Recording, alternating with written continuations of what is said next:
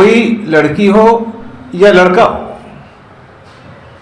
उसको उसके एडल्टहुड के बाद, यानी जब वो यानी टीनेजर से जब आगे निकल जाए, तो किससे शादी करे, कब शादी करे, किस मजहब के आदमी से शादी करे, ये इसका पूरा पूरा हक मिलना चाहिए। अगर कोई लड़की 18 साल के बाद शादी करना चाहती है तो हमारा कानून उसकी राह में रुकावट है। अगर लड़की 21 साल के बाद करना चाह रही है तो उसका चॉइस है। हम अपनी शहरियों के चॉइस पर हम पाबंदी जो लगाना चाह रहे हैं, ऐसी पाबंदियां ये खुद कॉन्स्टिट्यूशनल और ह्यूमन राइट्स और पब्लिक हेल्थ के खिलाफ है।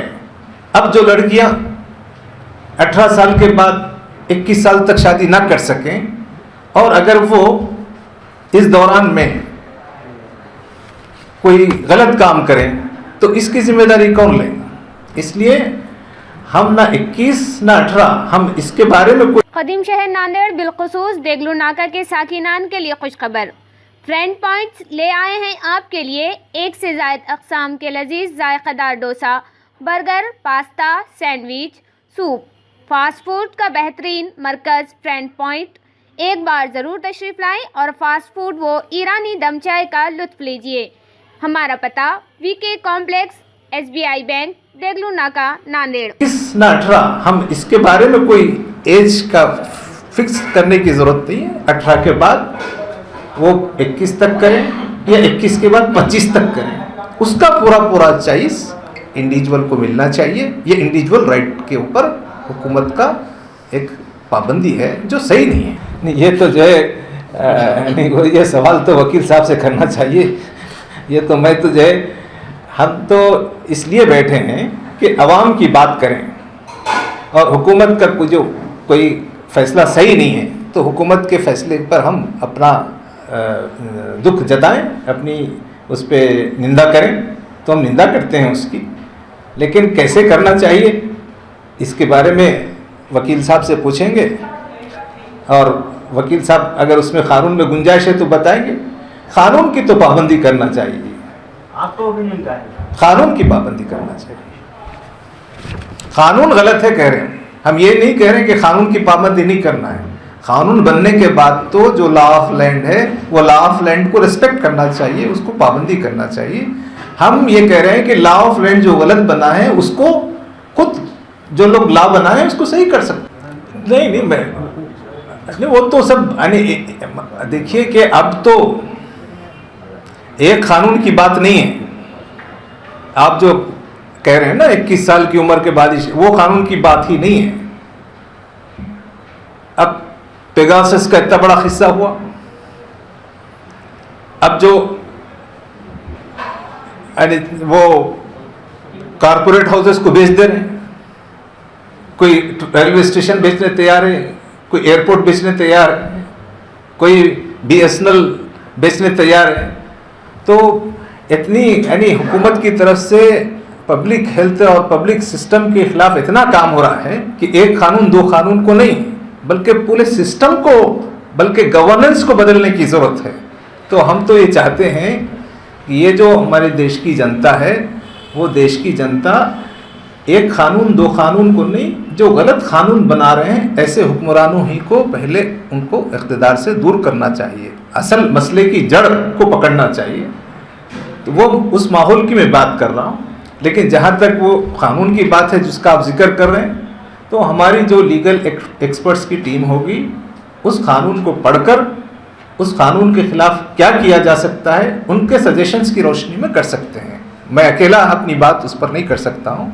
उस पूरे कानून को एडवोकेट्स की टीम को देकर उनके ओपिनियन के बाद किया जा सकता है। सिर्फ इख्तिदार की तब्दीली से नहीं है, लेकिन एक बड़ी हद तक हम उन मसाइल पर काबू पा सकते हैं। मसाइल के दो हिस्से हैं।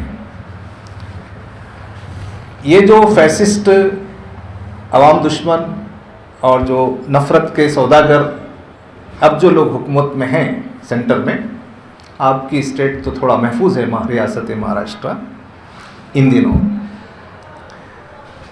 इनसे पहले भी जो हुकूमतें थी वो हुकूमतें भी प्रो पुअर नहीं थी। अब क्या हो गया कि करप्शन और मोरल डिग्रेडेशन तो आज़ादी के बाद आहिस्ता आहिस्ता होता रहा है।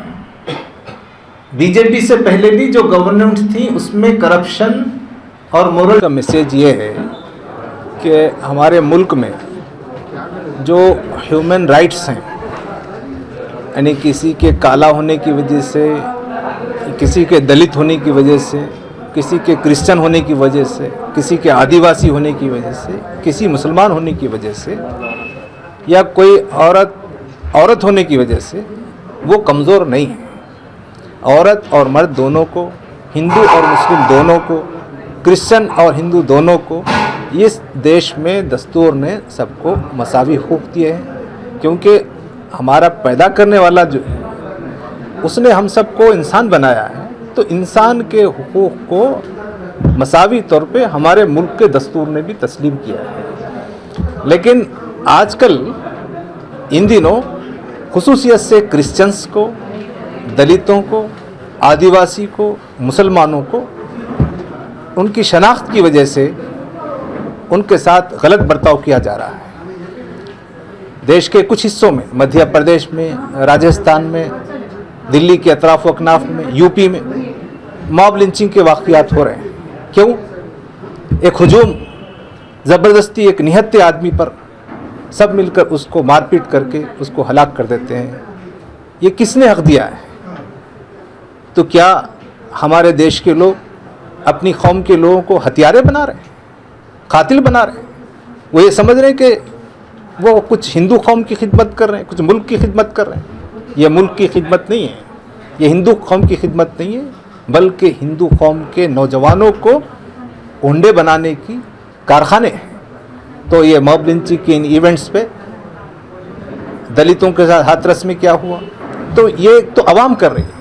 लेकिन पुलिस का रवैया भी कि जब विक्टिम उनके पास कंप्लेंट लेकर जाता है तो वो जो जालिम है उसको पकड़ने के बजाय खुद विक्टिम ही को निशाना बना रहे हैं। इसलिए एडमिनिस्ट्रेशन का, ब्यूरोक्रेसी का भी बहुत अहम रोल है। तो हमारी ये प्रेस कॉन्फ्रेंस लोगों में एक बेदारी लाने के लिए है कि जो लोग मजलूम हैं वो आपस में मिलजुल कर जुल्म के ख़िलाफ़ में, नाइंसाफ़ी के ख़िलाफ़ में क़ानूनी जद्दोजहद करें, लॉ ऑफ लैंड के मुताबिक अपने हुकूक को हासिल करने की तरफ वो आगे बढ़ें।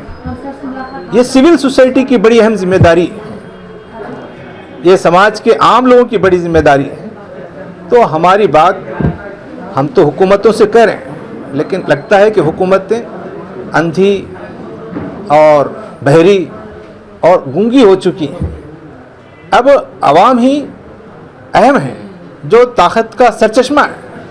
इसलिए हम आवाम से आवाम का राब्ता हो ताकि जुल्म से समाज को बचाया जा सके और इंसानी हुकूक बहाल हों। इस काम के लिए बहुत से काम अंजाम दिए जा रहे हैं, उसी की एक कड़ी आज की प्रेस कॉन्फ्रेंस। बिस्मिल्लाहिर्रहमानिर्रहीम। जमात इस्लामी हिंद नांदेड़ की तरफ से आज यौम हुकूक इंसानी जो 10 दिसंबर को हमने मनाया है, उसके तहत आज एक प्रेस कॉन्फ्रेंस रखी गई थी, जिसमें दिल्ली से मोहतरम मलिक मोहतसिम खान साहब ने, जो सेक्रेटरी हैं, शिरकत फरमाई और उसके ऊपर आज ये प्रेस कॉन्फ्रेंस रखी गई। बेसिकली हम इसके अंदर जो हुकूक इंसानी का जो जिक्र किया गया, उसमें ये है कि हम विकास का जो डेफिनेशन है उसको रीडिफाइन करना चाहते हैं, और जो इकोनॉमिकल जो प्रोडक्शन है उसको हम विकास नहीं समझते हैं, बल्कि आम लोगों के लिए, जो आम इंसानों के लिए जो राहत का सामान मुहैया करे उसको हम विकास समझते हैं। इस तमाम मैसेज का जमात इस्लामी हिंद पूरे मुल्क भर में इसके लिए काम कर रही है, और उसी के तहत आज की ये प्रेस कॉन्फ्रेंस रखी गई।